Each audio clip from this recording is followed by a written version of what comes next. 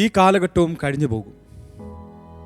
മത്തായിയുടെ സുവിശേഷം 24-ാം അധ്യായത്തിൽ യേശു പറയുന്നു, രാജ്യം രാജ്യത്തോടും ജാതി ജാതിയോടും എതിർത്ത് നിൽക്കും. ക്ഷാമങ്ങളും ഭൂകമ്പങ്ങളും അവിടെ ഇവിടെ ഉണ്ടാകും. ഉണർന്നിരുപ്പി, പ്രാർത്ഥിപ്പി.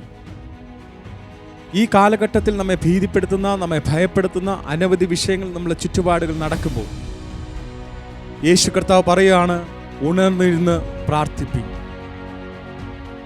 ഭക്തനായ ദാനിയേൽ പ്രശ്നങ്ങളിലൂടെ കടന്നുപോയപ്പോൾ തനിക്കെതിരായി വന്ന രേഖകൾക്കെതിരായി താൻ എന്നും പ്രാർത്ഥിച്ചു വരുന്നത് പോലെ ദൈവസന്നിധിയിൽ മുട്ടുകുത്തി പ്രാർത്ഥിച്ചപ്പോൾ തനിക്ക് വേണ്ടി അത്ഭുതങ്ങൾ ചെയ്തു. എത്ര പേർ ഈ നിമിഷം മുതൽ പ്രാർത്ഥിക്കുവാൻ തയ്യാറാണോ? അവർക്ക് വേണ്ടി പ്രവർത്തിക്കുന്ന ഒരു ദൈവമുണ്ട്. ഈ രാജ്യത്തിന് വേണ്ടി, നമ്മുടെ ചുറ്റുപാടുകൾക്ക് വേണ്ടി നമ്മൾ ഒരുമിച്ച് പ്രാർത്ഥിക്കുമ്പോൾ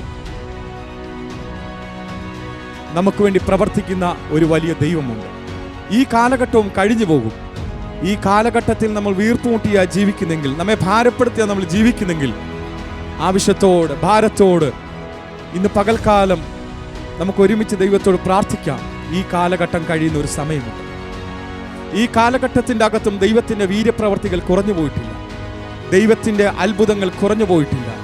പ്രാർത്ഥന എവിടെ ഉയരുമോ അവിടെ ദൈവം പ്രവർത്തിക്കാൻ ശക്തനാണ്. ശക്തനായ ദൈവം നമ്മോട് കൂടെയുണ്ട്. അത്ഭുതങ്ങളെ ചെയ്യുന്ന ദൈവം നമ്മോട് കൂടെയുണ്ട്. നമുക്ക് ഉറച്ചു നിന്നുകൊണ്ട് അതിൽ വിളിച്ചു പറയാം, പ്രവർത്തിക്കുന്ന ദൈവം എൻ്റെ കൂടെ ഉണ്ട്. ഈ കാലഘട്ടവും കഴിഞ്ഞു പോകും. പ്രാർത്ഥിപ്പാൻ നമ്മൾ തയ്യാറാണോ? വിശ്വസിപ്പാൻ നമ്മൾ തയ്യാറാണോ? അത്ഭുതങ്ങൾ ചെയ്യുവാൻ നമ്മുടെ ദൈവം ശക്തനത്രേ.